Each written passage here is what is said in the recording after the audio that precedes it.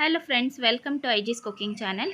ಇವತ್ತಿನ ಈ ವಿಡಿಯೋದಲ್ಲಿ ನಾವು ಗರಿಗರಿಯಾದಂತಹ ಗರ್ಜಿಕಾಯಿಗಳನ್ನು ರವೆಯಿಂದ ಹೇಗೆ ಮಾಡೋದು, ಹಾಗೆ ಮೈದಾ ಹಿಟ್ಟಿಂದ ಮಾಡಿದರೆ ಹೇಗೆ ಬರುತ್ತೆ ಅಂತ ನೋಡೋಣ. ನೋಡಿ, ಇದು ರವೆಯಿಂದ ಮಾಡಿರೋವಂಥದ್ದು ಗರಿಗರಿಯಾಗಿ ಚೆನ್ನಾಗಿ ಬಂದಿದೆ. ಸೊ ಈ ರೀತಿಯಾಗಿ ನಾನು ರವೆಯಿಂದ ಗರ್ಜಿಕಾಯಿಗಳನ್ನು ಮಾಡಿ ತೋರಿಸ್ತಾ ಇದ್ದೀನಿ. ಹಾಗೆ ಇದ್ರ ಜೊತೆಗೆ ಮೈದಾ ಹಿಟ್ಟನ್ನು ಉಪಯೋಗಿಸ್ಕೊಂಡು ಅದರಿಂದನೂ ಸಹ ಗರ್ಜಿಕಾಯಿಗಳನ್ನು ಮಾಡಿ ತೋರಿಸ್ತಾ ಇದ್ದೀನಿ. ನೋಡಿ, ಇದು ಮೈದಾ ಹಿಟ್ಟನ್ನು ಉಪಯೋಗಿಸ್ಕೊಂಡು ಮಾಡಿರುವಂತಹ ಗರ್ಜಿಕಾಯಿಗಳು. ನೋಡಿ, ಇದು ಸಹ ತುಂಬ ಗರಿಗರಿಯಾಗಿ ಚೆನ್ನಾಗಿ ಬಂದಿದೆ. ಎರಡೂ ವಿಧಾನದಲ್ಲಿ ನಾನು ಟ್ರೈ ಮಾಡಿದ್ದೆ. ಎರಡೂ ವಿಧಾನದಲ್ಲಿ ತುಂಬ ಚೆನ್ನಾಗಿ ಬಂದಿತ್ತು. ಹೇಗೆ ಮಾಡೋದು ಅಂತ ನೋಡೋಣ ಬನ್ನಿ. ಹಾಗೆ ಇದಕ್ಕೆ ಹೂರಣನ ರೆಡಿ ಮಾಡ್ಕೊಳ್ತಾ ಇದ್ದೀನಿ. ಇದು ಎರಡು ಗರ್ಜಿಕಾಯಿಗಳಿಗೆ ಒಂದೇ ರೀತಿಯ ಹೂರಣ. ನೋಡಿ, 3 ಕಪ್ಪಷ್ಟು ಇಲ್ಲಿ ನಾನು ಕೊಬ್ಬರಿ ತುರಿಯನ್ನು ತೊಗೊಂಡಿದ್ದೀನಿ. ಕೊಬ್ಬರಿಯನ್ನು ನಾನು ತುರಿದು ತೊಗೊಂಡಿದ್ದೆ. ಹಾಗೆ 3 ಕಪ್ಪಷ್ಟು ಇದಕ್ಕೆ ಒಂದು ಅರ್ಧ ಕಪ್ಪಷ್ಟು ಬಿಳಿ ಎಳ್ಳನ್ನು ತೊಗೊಂಡಿದ್ದೀನಿ. ಎಳ್ಳನ್ನು ಸ್ವಲ್ಪ ಕ್ಲೀನ್ ಮಾಡಿಕೊಂಡು ತೊಗೊಳ್ಳಿ. ಹಾಗೆಯೇ ಕಡಲೆ, ಇದನ್ನು ತರಿಯಾಗಿ ಮಿಕ್ಸಿಲಿ ಒಂದು 2 ರೌಂಡು ಪುಡಿ ಮಾಡಿ ತೊಗೊಳ್ತಾ ಇದ್ದೀನಿ. ಇದನ್ನು ಹೆಚ್ಚು ಮಿಕ್ಸಿ ಮಾಡಬಾರ್ದು. ಒಂದು 2 ರಿಂದ 3 ರೌಂಡು ಈ ರೀತಿ ಮಾಡಿ ತೊಗೊಳ್ಳಿ ಸಾಕು. ಹಾಗೆಯೇ ಸಕ್ಕರೆನ ಸಹ ಪೌಡ್ರ್ ಮಾಡಿ ತೊಗೊಳ್ತಾ ಇದ್ದೀನಿ. ನಿಮ್ಮ ಒಂದು ರುಚಿ ಏನಿರುತ್ತೆ ಅದಕ್ಕನುಸಾರವಾಗಿ ಸಕ್ಕರೆನ ತೊಗೊಳ್ಳಿ. ಜಾಸ್ತಿ ಸಿಹಿ ತಿನ್ನೋರಾಗಿದ್ದರೆ ಜಾಸ್ತಿ ಸಕ್ಕರೆಯನ್ನು ಯೂಸ್ ಮಾಡ್ಕೊಳ್ಳಿ. ನಾನೊಂದು 3/4 ಕಪ್ಪಷ್ಟು ಸಕ್ಕರೆಯನ್ನು ಮಿಕ್ಸಿಯಲ್ಲಿ ಪುಡಿ ಮಾಡಿ ತೊಗೊಳ್ತಾ ಇದ್ದೀನಿ. ನೋಡಿ, ಇದು ಸಕ್ಕರೆ ಪೌಡರು.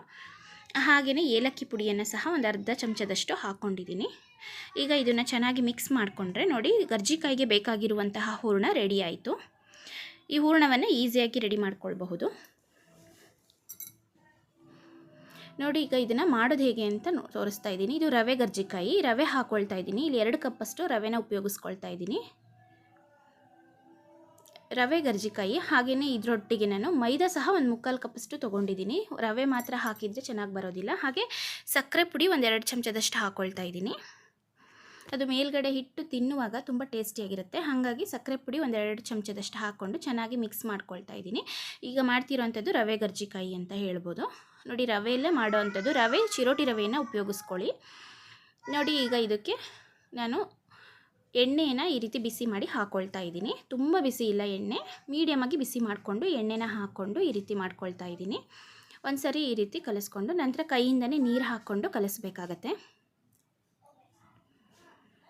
ನೋಡಿ, ಇದನ್ನು ನೀರು ಹಾಕ್ಕೊಂಡು ಸ್ವಲ್ಪನೇ ನೀರನ್ನು ಚುಮ್ಕಿಸ್ಕೊಂಡು ಕಲಿಸ್ಕೊಳ್ತೀನಿ. ಫಸ್ಟ್ ನೋಡಿ, ಎಣ್ಣೆ ಹಾಕಿದ ನಂತರ ಈ ರೀತಿ ಹಿಟ್ಟನ್ನು ನಾವು ಗಂಟು ಬರದೇ ಇರೋ ರೀತಿ ಮಾಡಿ ತೊಗೊಳ್ಬೇಕು. ನಂತರ ಈ ರೀತಿ ಸ್ವಲ್ಪನೇ ನೀರು ಹಾಕ್ಕೊಂಡು ಕಲಿಸ್ಕೊಳ್ತಾ ಹೋಗಬೇಕಾಗತ್ತೆ. ನೀರು ಒಂದೇ ಸತಿ ಹಾಕ್ಕೊಳ್ಬೇಡಿ. ಕ್ವಾಂಟಿಟಿ ಎಷ್ಟು ಬೇಕು ಅಂತ ಗೊತ್ತಾಗೋದಿಲ್ಲ. ಸ್ವಲ್ಪನೇ ಹಾಕ್ಕೊಂಡು ಹಿಟ್ಟನ್ನು ನಾವು ಈ ರೀತಿ ನಾದ್ಕೊಳ್ಬೇಕಾಗತ್ತೆ. ನೋಡಿ, ಈಗ ಈ ರೀತಿ ನಾನು ಹಿಟ್ಟನ್ನು ಕಲಸಿ ತೊಗೊಂಡಿದ್ದೀನಿ. ಇದಕ್ಕೆ ಒಂದು 2 ಚಮಚದಷ್ಟು ಎಣ್ಣೆ ಹಾಕ್ಕೊಂಡು ಇನ್ನೊಂದು ಸತಿ ಹಿಟ್ಟನ್ನು ಚೆನ್ನಾಗಿ ನಾದ್ಕೊಳ್ಬೇಕಾಗತ್ತೆ. ಇದು ರವೆ ಆಗಿರೋದ್ರಿಂದ ಹಿಟ್ಟು ಸ್ವಲ್ಪ ಗಟ್ಟಿಯಾಗುತ್ತೆ. ಯಾಕೆ ಅಂದರೆ ರವೆ ಪ್ರಮಾಣ ಜಾಸ್ತಿ ಇದೆ ನಾನು ಹಾಕಿರೋ ಅಂಥದ್ದು, ಹಾಗಾಗಿ ಸ್ವಲ್ಪ ಗಟ್ಟಿಯಾಗುತ್ತೆ. ನೋಡಿ, ಲಾಸ್ಟಲ್ಲಿ ಒಂದು 2 ಚಮಚದಷ್ಟು ಎಣ್ಣೆನ ಹಾಕ್ಕೊಂಡು ಈ ರೀತಿ ನೀಟಾಗಿ ಹಿಟ್ಟನ್ನು ಮಿದ್ದು ತೊಗೊಳ್ತಾ ಇದ್ದೀನಿ. ಇದನ್ನು ಒಂದು ಅರ್ಧ ಗಂಟೆಗಳ ಕಾಲ ಒಂದು ಲಿಡ್ಡನ್ನು ಕ್ಲೋಸ್ ಮಾಡಿಕೊಂಡು ಇಟ್ಕೊಳ್ಳಿ. ಹಾಗೆ ಅರ್ಧ ಗಂಟೆ ಆದ ನಂತರ ಈ ಒಂದು ಗಾತ್ರಕ್ಕೆ ಉಂಡೆಗಳನ್ನು ಮಾಡಿ ತೊಗೊಳ್ತಾ ಇದ್ದೀನಿ. ಇದು ರವೆ ಆಗಿರೋದ್ರಿಂದ ಸ್ವಲ್ಪ ಗಟ್ಟಿ ಇರುತ್ತೆ. ಉಂಡೆ ಗಟ್ಟಿಯಾಗಿ ಪ್ರೆಸ್ ಮಾಡಿ ಲಟ್ಟಿಸ್ಕೊಳ್ಬೇಕಾಗತ್ತೆ. ನೋಡಿ, ಈಗ ಇದನ್ನು ನೀಟಾಗಿ ಲಟ್ಟಿಸ್ಕೊತಾ ಇದ್ದೀನಿ. ನಮಗೆ ಎಷ್ಟು ತೆಳು ಬೇಕೋ ಅಷ್ಟು ತೆಳು ನಾವು ಲಟ್ಟಿಸ್ಕೊಂಡು ತೊಗೊಳ್ಬೇಕಾಗತ್ತೆ. ನೋಡಿ, ಈಗ ನಾನು ಈ ರೀತಿ ಲಟ್ಟಿಸ್ಕೊಂಡು ತೊಗೊಂಡು ಈಗ ಗರ್ಜಿಕಾಯಿ ಬಟ್ಟಲೇನಿತ್ತು ಆ ಮೌಲ್ಡ್ ಮೇಲೆ ಇಟ್ಕೊಂಡು ನಾನು ಈ ರೀತಿ ಹೂರಣನ ಸೇರಿಸ್ಕೊಳ್ತಾ ಇದ್ದೀನಿ. ಹೂರಣ ಸೇರಿಸ್ಕೊಂಡು ಇದ್ರ ಸುತ್ತ ಸ್ವಲ್ಪ ನೋಡಿ ಈ ರೀತಿ ಮೈದಾ ಹಿಟ್ಟಿನ ಒಂದು ಪೇಸ್ಟನ್ನು ಹಾಕ್ಕೊಳ್ತಾ ಇದ್ದೀನಿ. ಮೈದಾ ಹಿಟ್ಟು ಒಂದು 2 ಚಮಚದಷ್ಟು ತೊಗೊಂಡು ಅದಕ್ಕೆ ಈಗ ಈ ರೀತಿ ನೀರು ಹಾಕಿ ಈ ರೀತಿ ಒಂದು ಪೇಸ್ಟ್ ಮಾಡಿ ಇಟ್ಕೊಂಡಿರಬೇಕು. ಅದಕ್ಕೆ ನೋಡಿ ಈ ರೀತಿ ಗಮ್ ಥರ ಮಾಡಿಕೊಂಡು ಅದನ್ನು ಸುತ್ತ ಹಚ್ಕೊಂಡು ನಂತರ ಮೌಲ್ಡನ್ನು ಪ್ರೆಸ್ ಮಾಡಿ ಉಳಿದಿರೋಂತಹ ಹಿಟ್ಟನ್ನು ತೆಗೆದುಹಾಕಿ ನಂತರ ನೋಡಿ ಈ ರೀತಿಯ ಗರ್ಜಿಕಾಯಿ ರೆಡಿ ಆಗುತ್ತೆ. ಇದನ್ನು ಎಣ್ಣೆಯಲ್ಲಿ ಕರೆದು ತೊಗೊಳ್ಬೇಕು ಅಷ್ಟೇ. ನೋಡಿ, ಇದೇ ರೀತಿ ಇನ್ನೊಂದನ್ನು ಸಹ ಮಾಡಿ ತೊಗೊಳ್ತಾ ಇದ್ದೀನಿ. ಇದೇ ವಿಧಾನದಲ್ಲಿ ಈ ರೀತಿ ಮುಂಚೆ ಆದರೂ ನೀವು ಪೇಸ್ಟನ್ನು ಹಚ್ಕೊಳ್ಬೋದು ಸುತ್ತ. ಎಲ್ಲೂ ಸಹ ಬಿಟ್ಕೊಳ್ಳೋದಿಲ್ಲ, ಎಳ್ಳು ಕೊಬ್ಬರಿ ಏನು ಎಣ್ಣೆಯಲ್ಲಿ. ನೋಡಿ, ಈ ರೀತಿ ಮಾಡಿ ಗಟ್ಟಿ ಪ್ರೆಸ್ ಮಾಡ್ಕೊಳ್ಳಿ. ಹಿಟ್ಟನ್ನು ಸ್ವಲ್ಪ ಒಳಗೆ ಎಳ್ಕೊಂಡು ನಂತರ ಮಾಡ್ಕೊಳ್ಳಿ. ಎಷ್ಟು ಗಟ್ಟಿಯಾಗಿ ಕೂತ್ಕೊಳ್ತಿದೆ ನೋಡಿ. ಈ ರೀತಿ ಮಾಡಿ ತೊಗೊಂಡು ನಂತರ ಇದನ್ನು ಎಣ್ಣೆಯಲ್ಲಿ ಡೀಪ್ ಫ್ರೈ ಮಾಡಿದರೆ ಆಯಿತು. ಈ ರೀತಿ ಎಣ್ಣೆ ಇಟ್ಕೊಂಡು ನೋಡಿ ಡೀಪ್ ಫ್ರೈ ಮಾಡ್ಕೊಳ್ತಾ ಇದ್ದೀನಿ. ತುಂಬ ಚೆನ್ನಾಗಿ ಬಂದಿತ್ತು.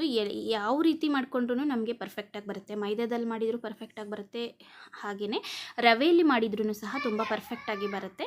2 ವಿಧಾನದಲ್ಲೂ ಸಹ ನೀವು ಟ್ರೈ ಮಾಡಿ ನೋಡಿ. ಯಾವ್ದು ಇಷ್ಟ ಆಗುತ್ತೆ ಅದನ್ನು ಮಾಡ್ಕೊಳ್ಳಿ. ಕೆಲವರು ಮೈದಾ ಉಪಯೋಗಿಸೋದೇ ಇಲ್ಲ ಅನ್ನೋಂಥವ್ರು ಈ ರೀತಿ ರವೆ ಕರ್ಜಿಕಾಯಿಗಳನ್ನ ಸಹ ಉಪಯೋಗಿಸ್ಕೊಂಡು ಮಾಡ್ಕೊಳ್ಬಹುದು. ನೋಡಿ, ಇದನ್ನು ಈ ರೀತಿ ತಿರುಗಿಸಿ ಹಾಕ್ಕೊಳ್ತಾ ಇದ್ದೀನಿ. 2 ಸೈಡು ಚೆನ್ನಾಗಿ ಬೇಯಿಸ್ಕೊಳ್ಬೇಕು. ಮೀಡಿಯಮ್ ಫ್ಲೇಮಲ್ಲೇ ಗ್ಯಾಸನ್ನು ಇಟ್ಕೊಂಡು ಕರ್ಜಿಕಾಯಿಗಳನ್ನ ಬೇಯಿಸಬೇಕು. ಲೋ ಫ್ಲೇಮ್ ಅಥವಾ ಹೈ ಫ್ಲೇಮಲ್ಲಿ ಯಾವುದೇ ಕಾರಣಕ್ಕೂ ಬೇಯಿಸ್ಕೊಳ್ಬೇಡಿ. ನೋಡಿ, ಈಗ ಇದು ಚೆನ್ನಾಗಿ ಬೆಂದಿದೆ, ನಾನು ತೆಗಿತಾ ಇದ್ದೀನಿ. ಹಾಗೆ ಇನ್ನು ಉಳಿದಿರೋಂಥದ್ದನ್ನು ಸಹ ಬೇಯಿಸ್ಕೊಂಡು ತೊಗೊಳ್ತೀನಿ.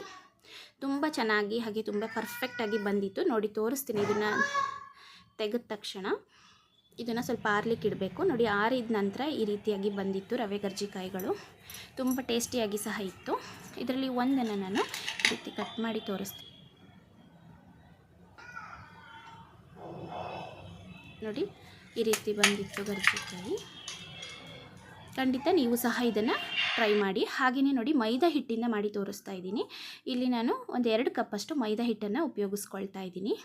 ಹಾಗೆ ಈ ಮೈದಾ ಹಿಟ್ಟಿನ ಕರ್ಜಿಕಾಯಿಗಳಿಗೆ ನಾನಿಲ್ಲಿ 2 ಚಮಚದಷ್ಟು ಚಿರೋಟಿ ರವೆಯನ್ನು ಸಹ ಉಪಯೋಗಿಸ್ಕೊಳ್ತಾ ಇದ್ದೀನಿ. ಹಾಗೆ ಇದಕ್ಕೆ 2 ಚಮಚದಷ್ಟು ಇಲ್ಲಿ ಸಕ್ಕರೆ ಪುಡಿಯನ್ನು ಸಹ ಹಾಕ್ಕೊಳ್ತಾ ಇದ್ದೀನಿ. ಈಗ ಇದನ್ನೊಂದು ಸರಿ ಮಿಕ್ಸ್ ಮಾಡ್ಕೊಳ್ಳೋಣ. ಈ ರೀತಿ ಮಿಕ್ಸ್ ಆದ ನಂತರ ಇದಕ್ಕೆ 2 ಚಮಚದಷ್ಟು ಕಾಯಿಸಿರುವಂತಹ ಎಣ್ಣೆಯನ್ನು ಹಾಕ್ಕೊಳ್ಳೋಣ. ಈಗ ಇದನ್ನು ಇನ್ನೊಂದು ಸರಿ ಮಿಕ್ಸ್ ಮಾಡಿಕೊಂಡು ಈ ರೀತಿ ಈಗ ಇದಕ್ಕೆ ಸ್ವಲ್ಪನೇ ನೀರನ್ನು ಹಾಕ್ಕೊಂಡು ಕಲಿಸ್ಕೊಳ್ಬೇಕಾಗತ್ತೆ. ನೋಡಿ, ಫಸ್ಟು ಗಂಟುಗಳೇನು ಇರಬಾರ್ದು ಹಿಟ್ಟಲ್ಲಿ, ಆ ರೀತಿ ಹೊಡಿಬೇಕು. ನಂತರ ನೋಡಿ, ಈ ರೀತಿ ನೀರು ಹಾಕ್ಕೊಂಡು ಸ್ವಲ್ಪನೇ ಕಲಿಸ್ಕೊಳ್ತಾ ಹೋಗಬೇಕು. ಒಂದೇ ಸತಿ ನೀರು ಹಾಕಬಾರ್ದು. ನಮಗೆ ಹಿಟ್ಟಿನ ಹದಕ್ಕೆ ಎಷ್ಟು ನೀರು ಬೇಕು ನೋಡಿಕೊಂಡು ಸ್ವಲ್ಪನೇ ನೀರನ್ನು ಹಾಕ್ಕೊಂಡು ಕಲಿಸ್ತಾ ಹೋಗಬೇಕಾಗತ್ತೆ. ಈಸಿಯಾಗಿ ಮಾಡ್ಕೊಳ್ಬೋದು. ಕರ್ಜಿಕಾಯಿ ಮಾಡೋ ಅಂಥದ್ದು ಸಹ ತುಂಬ ಈಸಿ ವಿಧಾನ ಇದು. ಖಂಡಿತವಾಗ್ಲೂ ಟ್ರೈ ಮಾಡಿ. ಯಾರೆಲ್ಲ ಮೈದಾ ಹಿಟ್ಟು ತಿನ್ನಲ್ಲ ಅಂತ ಹೇಳ್ತೀರಾ ಅವರು ಖಂಡಿತವಾಗ್ಲೂ ರವೆ ಕರ್ಜಿಕಾಯಿಗಳನ್ನ ಟ್ರೈ ಮಾಡಿ. ಚೆನ್ನಾಗಿ ಬಂದಿತ್ತು. ನೋಡಿ, ಈಗ ಲಾಸ್ಟಿಗೆ ಹಿಟ್ಟೆಲ್ಲ ಕಲಿಸಿದ ನಂತರ 2 ಚಮಚದಷ್ಟು ಎಣ್ಣೆ ಹಾಕ್ಕೊಂಡು ಹಿಟ್ಟನ್ನು ಇನ್ನೊಂದು ಸತಿ ಚೆನ್ನಾಗಿ ನಾದ್ಕೊಂಡು ತೊಗೊಳ್ತಾ ಇದ್ದೀನಿ. ಇದು ಈಗ ತುಂಬಾ ಪರ್ಫೆಕ್ಟಾಗಿ ಬರುತ್ತೆ ಈ ರೀತಿ ಮಾಡ್ಕೊಳ್ಳೋದ್ರಿಂದ. ಹಿಟ್ಟನ್ನು ಒಂದು ಅರ್ಧ ಗಂಟೆಗಳ ಕಾಲ ಒಂದು ಲಿಡ್ಡನ್ನ ಕ್ಲೋಸ್ ಮಾಡಿಕೊಂಡು ಇಟ್ಬಿಡೋಣ. ನಂತರ ಇದನ್ನು ಚಿಕ್ಕ ಉಂಡೆಗಳಾಗಿ ಮಾಡಿಕೊಂಡು ಇದನ್ನು ಲಟ್ಟಿಸ್ಕೊಂಡು ತೊಗೊಳ್ಳೋಣ. ಆಗ ಪರ್ಫೆಕ್ಟ್ ಆಗಿರುವಂಥ ಕರ್ಜಿಕಾಯಿ ರೆಡಿ ಆಗುತ್ತೆ. ನೋಡಿ, ಹಿಟ್ಟು ತುಂಬ ಸಾಫ್ಟ್ ಆಗಿದೆ. ಅರ್ಧ ಗಂಟೆ ಆದ ನಂತರ ನೋಡಿ, ಈ ರೀತಿ ಮಾಡಿ ತೊಗೊಳ್ತಾ ಇದ್ದೀನಿ. ಈ ಗಾತ್ರಕ್ಕೆ ಉಂಡೆಗಳನ್ನು ತಗೊಳ್ಳಿ. ಈಗ ಇದನ್ನು ಲಟ್ಟಿಸ್ತಾ ಹೋಗೋಣ.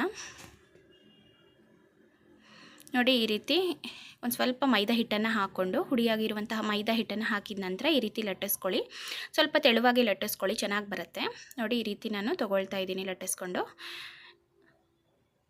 ನಂತರ ಕರ್ಜಿಕಾಯಿ ಮೌಲ್ಡ್ ಏನಿದೆ ಅದ್ರ ಮೇಲೆ ಇಟ್ಕೊಳ್ಳೋಣ. ಈಗ ನಮಗೆ ಎಷ್ಟು ಹೂರಣವನ್ನು ಸೇರಿಸ್ಕೊಳ್ಬೇಕು ಅಷ್ಟು ಹೂರಣವನ್ನು ಸೇರಿಸ್ಕೊಳ್ತಾ ಇದ್ದೀನಿ. ನೋಡಿ, ನಂತರ ಒಂದು ಮೈದಾ ಹಿಟ್ಟಿನ ಒಂದು ಪೇಸ್ಟನ್ನು ಮಾಡಿ ತೊಗೊಂಡಿದ್ದೀನಿ.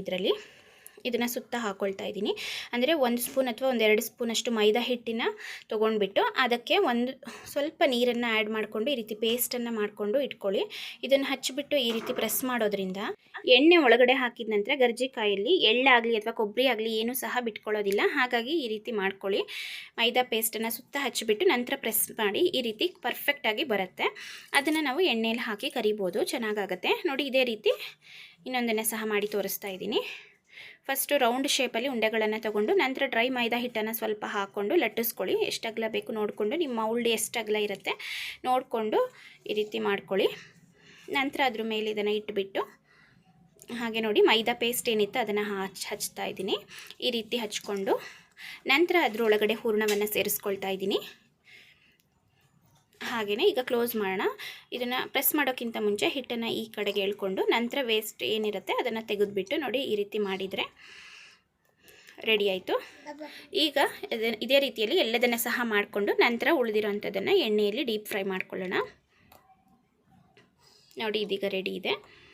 ಈಗ ಎಣ್ಣೆನ ಕಾಯ್ಲಿಕ್ಕೆ ಇಟ್ಕೊಂಡಿದ್ದೆ. ಎಣ್ಣೆ ಕಾಯ್ದ ನಂತರ ನೋಡಿ, ಈ ರೀತಿ ಕರ್ಜಿಕಾಯಿಗಳನ್ನು ಸೇರಿಸ್ಕೊಳ್ತಾ ಇದ್ದೀನಿ ಎಣ್ಣೆಯಲ್ಲಿ. ಕರ್ಜಿಕಾಯಿನ ಎಣ್ಣೆಯಲ್ಲಿ ಫ್ರೈ ಮಾಡುವಾಗ ಮೀಡಿಯಮ್ ಫ್ಲೇಮಲ್ಲೇ ಇರಬೇಕು ಗ್ಯಾಸು. ಯಾವುದೇ ಕಾರಣಕ್ಕೂ ಹೈ ಫ್ಲೇಮಲ್ಲಿ ಕರ್ಜಿಕಾಯಿಗಳನ್ನು ಕುಕ್ ಮಾಡಬೇಡಿ, ಯಾಕಂದರೆ ತುಂಬ ಬೇಗ ಮೆತ್ತಗಾಗ್ಬಿಡುತ್ತೆ. ಹಾಗಾಗಿ ನೋಡಿ, 1 ನಿಮಿಷ ಆದ ನಂತರ ಈ ರೀತಿ ತಿರುಗಿಸಿ ಹಾಕ್ಕೊಳ್ಳಿ. ಈ ಕಲರ್ಗೆ ಬಂದಿರುತ್ತೆ. ಇದೇ ರೀತಿಯಲ್ಲಿ ಕರ್ಜಿಕಾಯಿನ ನಾವು ತಿರುಗಿಸಿ ಹಾಕ್ಕೊಂಡೇ ಕುಕ್ ಮಾಡ್ಕೊಳ್ಬೇಕು 2 ಸೈಡು. ನೋಡಿ, ಇದು ಆಗಿದೆ ಅಂತ ಅನಿಸುವಾಗ ಈ ರೀತಿ ಎತ್ತಿ ಇದು ತುಂಬ ಪರ್ಫೆಕ್ಟಾಗಿ ಕುಕ್ ಆಗಿದೆ.